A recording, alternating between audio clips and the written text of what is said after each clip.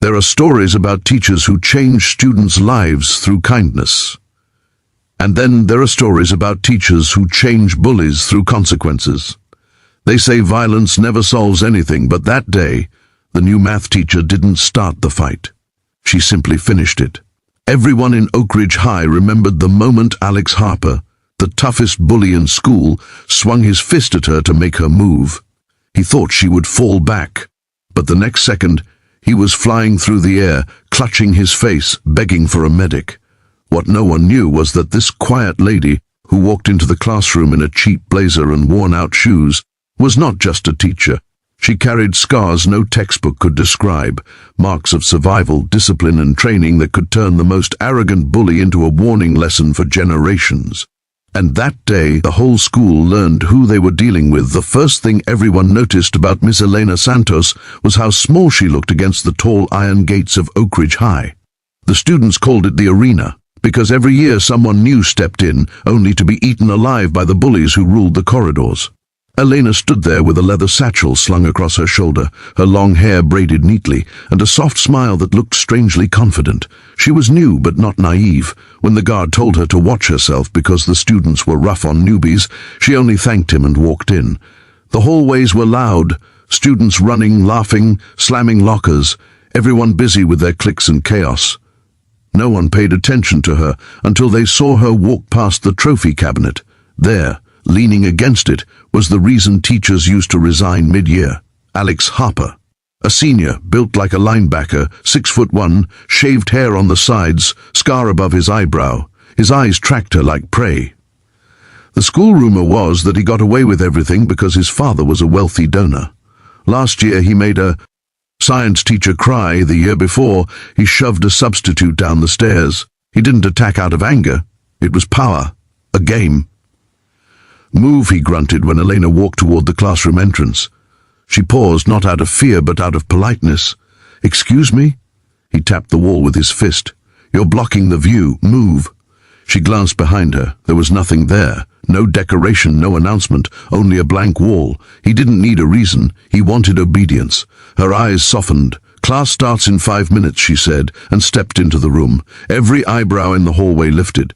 A few phones came out, a quiet hush spread. This lady had no idea what she'd just done. Her first period was a challenge. She introduced herself, spoke gently about mathematics and problem-solving, and wrote her name on the board. Some listened, some whispered, and others laughed. But what caught everyone off guard was that she never reacted to the disrespect. Every insult tossed her way during attendance seemed to bounce off her like raindrops on stone. But one glance at her hands would have explained everything. When she held the piece of chalk, you could see faint scars cutting across her knuckles, thin white lines that looked like they had healed a long time ago. She wasn't fragile, she was seasoned. During break, Alex walked into the classroom with 2 friends, Tyler and Mark. They didn't ask permission, they just barged in like they owned the space. "You didn't move," Alex said, throwing himself on the empty desk in front of her. Elena wiped the board quietly. "You'll need to pick a seat tomorrow if you're enrolled in this class." He lifted an eyebrow.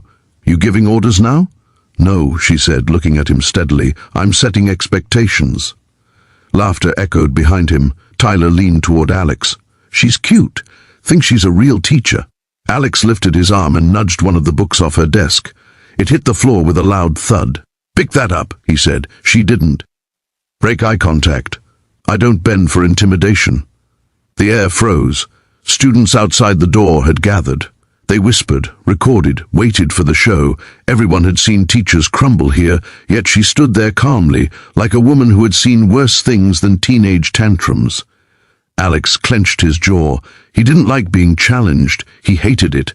"That was an order," he growled. "Then it was a poorly phrased one," she replied. The laugh from one girl in the second row was short and nervous. Alex turned. He hated ridicule more than anything, and he needed to reclaim his throne.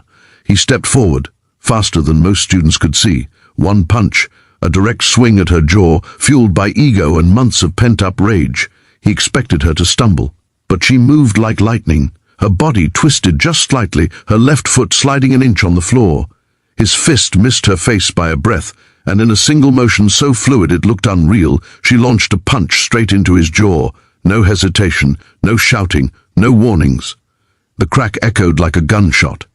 Alex's body flew sideways, crashing into the row of desks. Phones dropped, gasps exploded. Tyler froze with his mouth wide open, sheer disbelief replacing his grin.